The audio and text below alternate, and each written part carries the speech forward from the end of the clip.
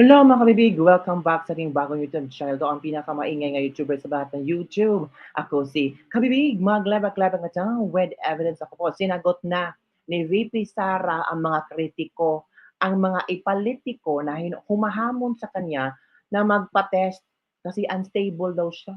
Naku, akala niyo si VP Sara, hindi kayo uurungan diyan. Wala siyang sabi niya, wala naman akong puwedeng mawala sa sarili ko kasi very confident naman ako. Baka sila.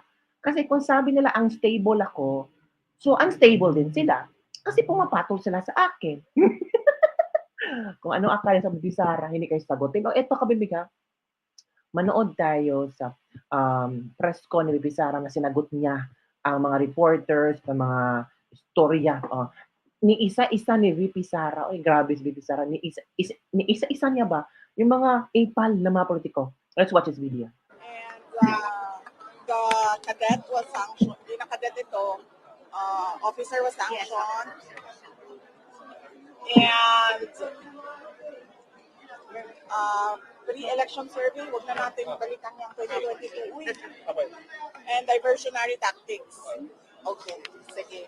So, unahin ko muna, mamaya na yung mga family members ha. Unahin ko muna yung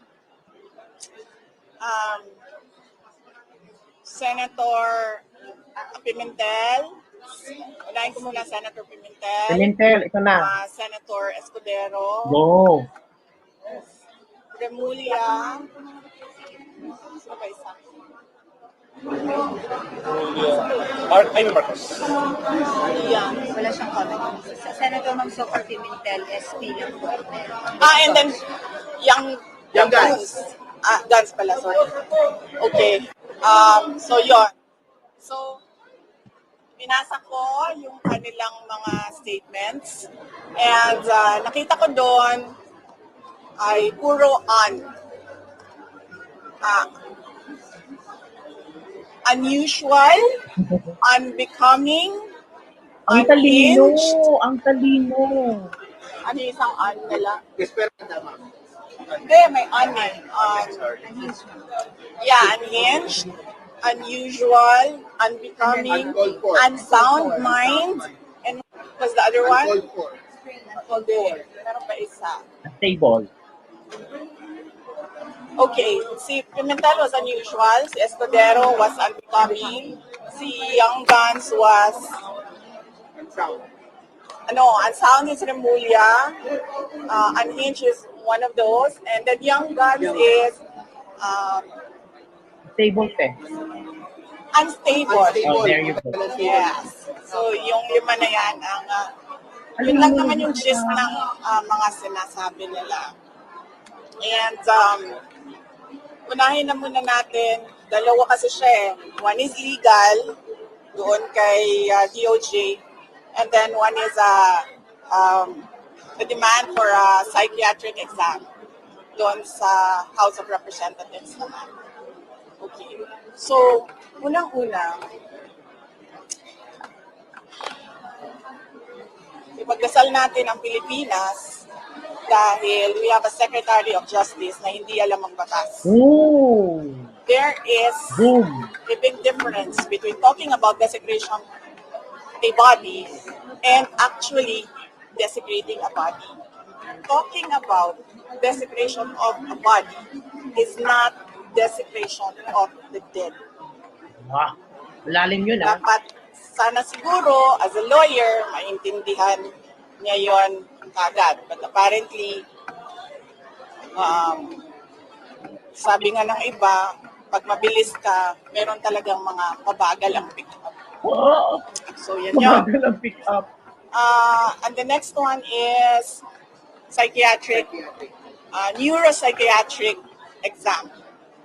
Wala akong problema doon. Game tayo. I Wow. will call that neuropsychiatric exam. Pero, let us make this an election issue. Ooh. Yung Young Guns, I am sure kasi young sila, magpapa-re-elect pa yan. They are running as re-electionists. So, gagawin natin, 2 tests sa akin. Kasi sinasabi nila, ano daw ako, unstable daw ako. Paningin ko naman sa kanila, unstable din sila. Diba? Kasi bakit? Aatake sila, pag sumagot yung inaatake nila, nagagalit sila. Tama. Tinatawag nilang unstable. Para sa akin, unstable din kayo. Bakit niyo ako Sinagot. inaatake? Diba? So, I will do 2 tests. Neuropsychiatric exam and drug tests. Oo. Pero dapat, lahat ng mga young guns na kandidato, lahat ng mga congressional candidates ay magpa-drug test. Including speaker, ma'am. As a voter, I am asking the candidates for Congress doon sa distrito ko, sa 1st District of Davao City. Now, 2 lang yung maalala ko ngayon, but I'm sure meron pang ibang kandidato. Maalala ko si Margarita Nograles and si Paulo Duterte. And as a voter, I demand Voter ka sa doon, Davao. kayong lahat, mga kababayan, as voters, you demand Correct. na Tama. mag-drug test ang mga congressional candidates niyo. Dahil kung unstable ako, sa paningin ko, unstable din sila. Nako, paano yan mga kongresista? Oh, na-shot kayo. Na-shot kayo kay VP Sara. Kung unstable siya, sumagat kayo, edi unstable din kayo. 'Di ba? Kung baliw si VP Sara, edi baliw din kayo. Bakit kayo sasagot sa isang baliw? 'Di ba? Baliw din kayo. Kasi pinatulan nyo ang baliw. Mas baliw kayo. Galing. Ang galing ni VP Sara. Tama nga. As a voter, we demand drug test. Tama. Kasi yung young guns tatakbo pa yan. So, gusto nyo ba ng ganitong klaseng bangayan? Gusto nyo ba ng ganitong klaseng para malaman ng totoo? O sige, mag-psychiatrist test tayo at magpa-drug test tayo. VP Sara, demand. Challenge nyo. O, ano na ngayon? Paano yung sasagutin? Sabihin nyo naman sa VP Sara, unstable yan. Hindi tama yan. Wala yan sa konstitusyon. Paano kung ang mga constituents na sabi, ang mga boboto na magsabi, oo nga, no, tama si Sara, no, kailangan pala mag-drug test kasi nabudol na kami, nabudol na kami, so ayaw na namin magpabudol. Tama. Drug testing, psychological test, psychiatry test, para alam namin kung matino bang politiko ang ihalal namin, hindi bakurakot. Tama ang VP natin. Galing! Sige, awayan nyo pa. Sabi VP Sara, lahat mga unstable, unhinged, mga ang galing ha. Si VP Sara lang ang nakakita doon ha. O, sabihin nyo, nakita nyo ba yung mga keywords na ginamit ng mga ipolitiko? VP Sara. So talagang lawyer siya, no? Pinag-aralan niya lahat ng mga sinasabi ng mga ipolitikong ito. At binato niya pabalik sa mga ipolitikong ito. Hindi shock sila. So, bakit ka naman magagalit kung ang inaatake mo ay sumasagot? Tama. Diba?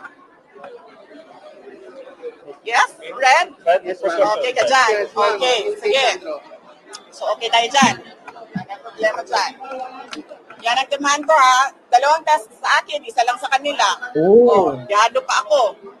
Pero ma'am, sinasabi niyo rin na unstable sila. So, dapat meron din silang neuropsychiatric test. Hindi, pinapadali ko na lang kasi sa kanila Kasi, diba?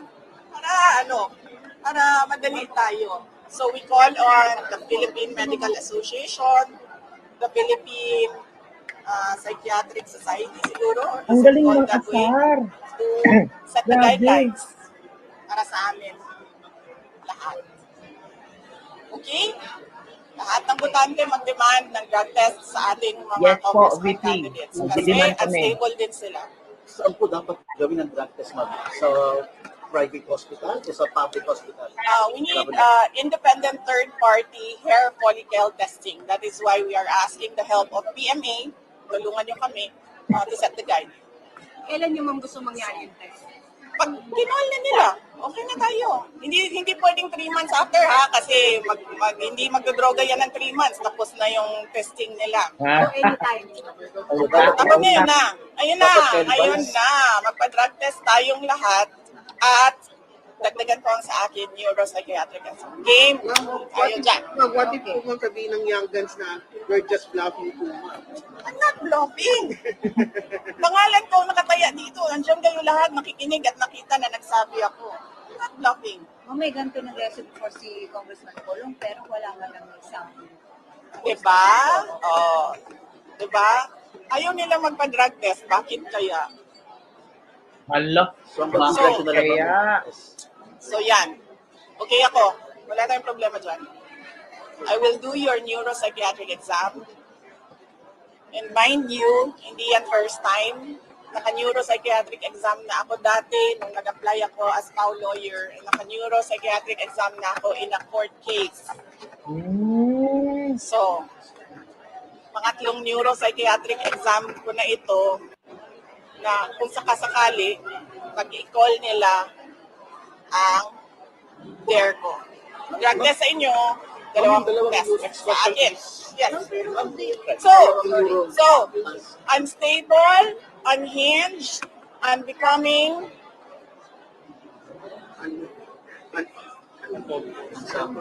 unsound mind. Yes. Meron pa isang ulitin nyo na lang. Yes. I'm not any of those. Ang problema kasi ngayon sa mga politiko, they have never seen a politician Oh. who has nothing to lose. Wow. Tama. You have never seen a politician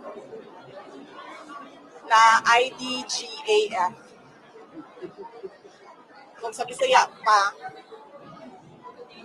wala mo din na makigdumog ko sa kanal. Yan ang problema. Kasi, I am not like them.